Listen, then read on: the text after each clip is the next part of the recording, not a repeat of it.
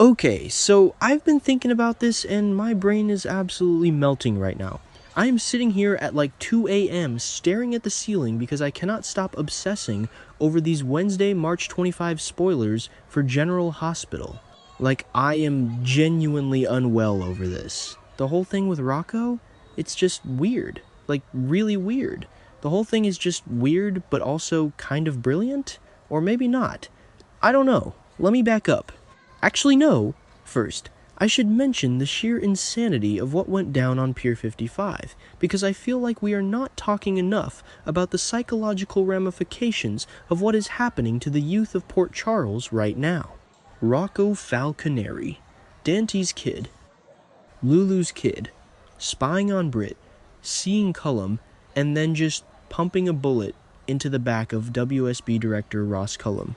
To save Jason Morgan! Like, what? I need to break this down because my mind is jumping all over the place. First of all, how did Rocco even get a gun? I mean, I guess living in Port Charles, guns are just lying around like loose change, but still. He shot a man, a highly trained lethal WSB agent, and he shot him in the back. Which, okay, tactical advantage, smart kid, but the psychological implications here are staggering. He's Dante's son. Dante is literally the moral compass cop of the PCPD, and his teenage son just committed attempted murder or, well, defense of another, but still. Is this the Corinthos Falconeri mob blood acting up? Or is it just a desperate kid trying to save his surrogate Aunt Brit and her hitman bestie? I mean, not exactly, but kind of? And then Nathan West stumbles onto the scene. Nathan! Okay, wait, let me back up again because Nathan's involvement here is fascinating. Nathan has always been this straight-laced guy, right?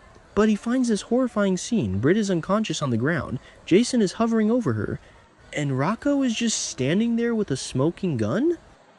I'm assuming that's how it looked. Jason, being Jason, immediately goes into fix-it mode and tells Nathan to get Rocco out of there. And Nathan actually does it! Nathan, the cop, is going to cover up a shooting.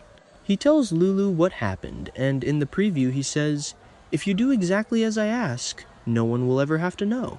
I mean, I know I just said the opposite about Nathan being a Boy Scout, but hear me out.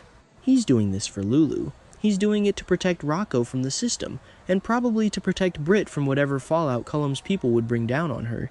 It's this incredibly messy web of loyalties.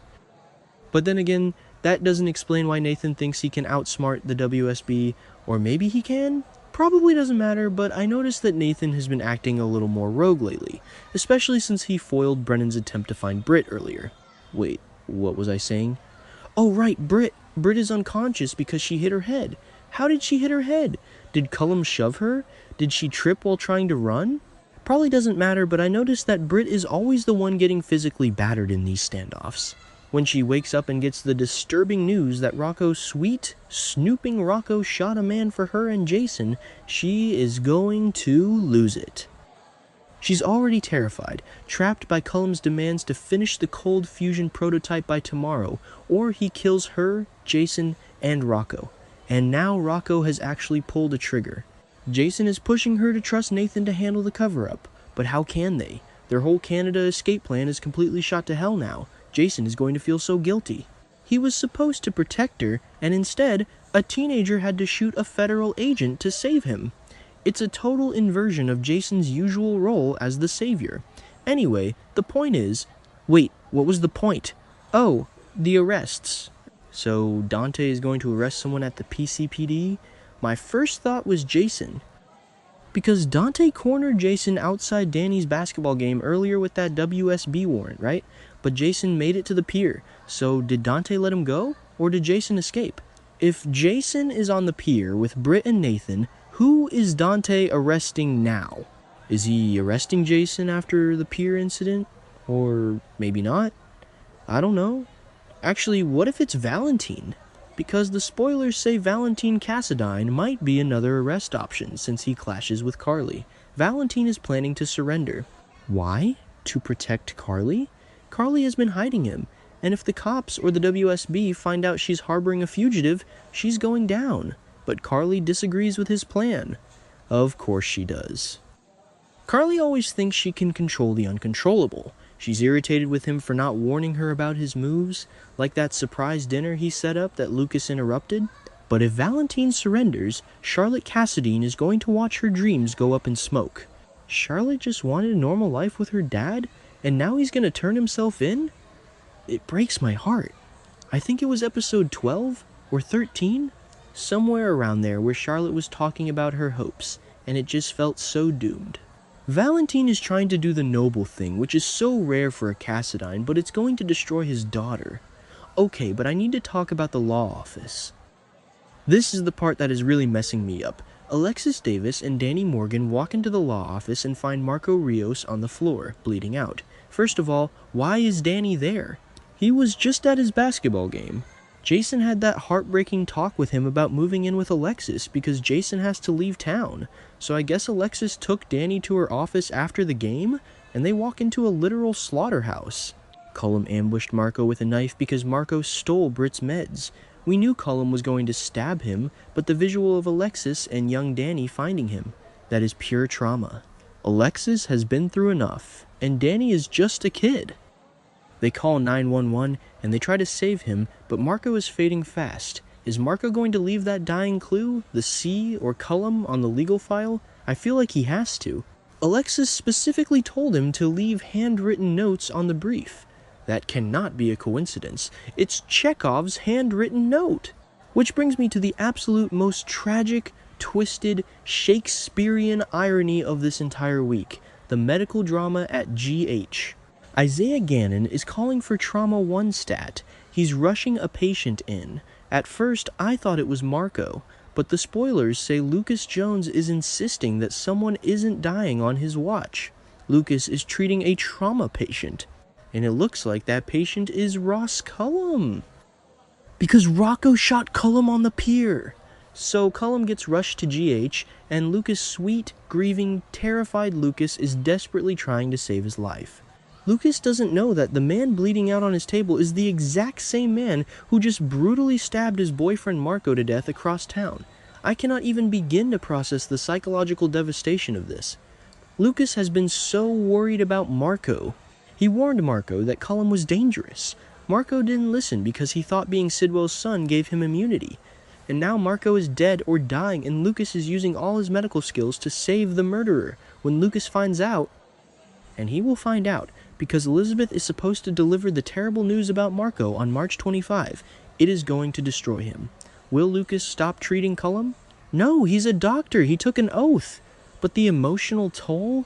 It's sick. It's brilliant soap writing, but it is sick. I mean, think about the timeline here. Cullum stabs Marco at the law office, then Cullum goes to Pier 55 to intercept Britt.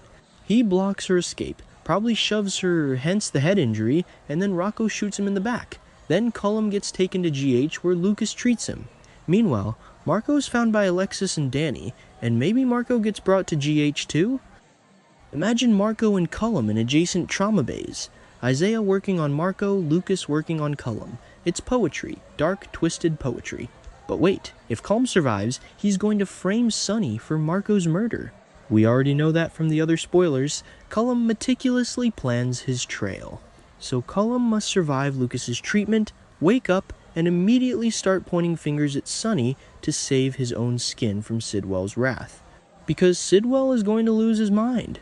Jen's Sidwell is already a menace, blackmailing Mayor Laura Collins and using Willow Kane to drug Drew. But a grieving Sidwell? A vengeful Sidwell? He's going to tear Port Charles apart. He confides in Ava Jerome, which is a whole other rabbit hole. Ava is going to be terrified because she knows Sonny is going to be the target. And Sonny is totally innocent this time. It's wild. Sidwell is going to launch a full-scale war against the Corinthos organization based on a lie planted by the very man who actually killed his son. And Jocelyn is going to be the one to figure it out. Jocelyn, who hates Sonny more than anyone right now, is going to have to decide whether to let Sonny take the fall or expose Cullum. I mean, the layers of this narrative are just completely out of control. Let's talk more about the Dante and Jason dynamic, because I am still hung up on that. Dante cornered Jason outside the gym. "Don't do it, man, not in front of your kid." That was the line. So Jason surrendered to Dante to protect Danny from seeing his dad in cuffs.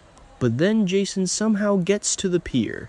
Did Dante process him and let him out on bail instantly? That makes no sense for a WSB warrant. Did Jason break out? If Jason broke out, Dante would be hunting him down, not arresting Valentin. Unless Dante realizes the WSB warrant is bogus because Cullum is dirty? Yes! Maybe Dante figures out Cullum is running a rogue operation with the Cold Fusion Project, and he lets Jason go to save Britt. But then Dante would know Jason went to the pier.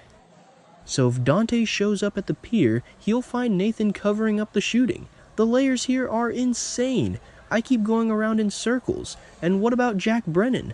Nathan foiled Brennan's attempt to find Britt in the room above Bobby's. Brennan knows Cullum is dangerous. If Brennan finds out Cullum got shot, will Brennan try to finish the job? Or will Brennan use this to take over the WSB operation? Brennan is always playing 4D chess, and right now, everyone else is playing checkers. He tried to warn Jocelyn, he tried to find Britt, but he keeps getting blocked by people who think they know better, like Nathan. Nathan is acting like he has everything under control, but he is in way over his head. I just can't get over the Lucas thing. I really can't. I keep repeating myself, I know, but it's weird. Like, really weird. The universe is playing a cruel joke on Lucas Jones. He finally gets a storyline, he's helping Britt reverse engineer the meds, he's got this complicated boyfriend in Marco, and then bam. Marco is gutted like a fish in Alexis's office, and Lucas is doing chest compressions on the guy holding the knife. I mean, metaphorically, holding the knife.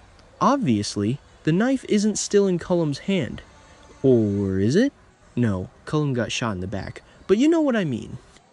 The visual of Lucas desperately trying to keep a heartbeat going on the monitor, while across town or in the next room, Marco's heartbeat is flatlining. It's just haunting. Okay, I know I just said the opposite, but hear me out. What if Rocco didn't shoot Cullum? What if someone else shot Cullum and Rocco is just taking the blame? No, that's stupid. The spoilers literally say Rocco pumped a bullet into him. Rocco is the shooter. This is gonna mess that kid up so badly. Lulu is going to lose her mind. She's already investigating Cullum, going on a fishing expedition. Now her son has shot the guy. Lulu and Nathan's relationship is going to be tested so hard by this secret. Maxie's already mad about them dating. Imagine if Maxie finds out Nathan is covering up a felony for Lulu's kid. The custody implications, the moral implications. Alright, I need to stop. I'm literally typing fragments now because my brain is moving faster than my fingers.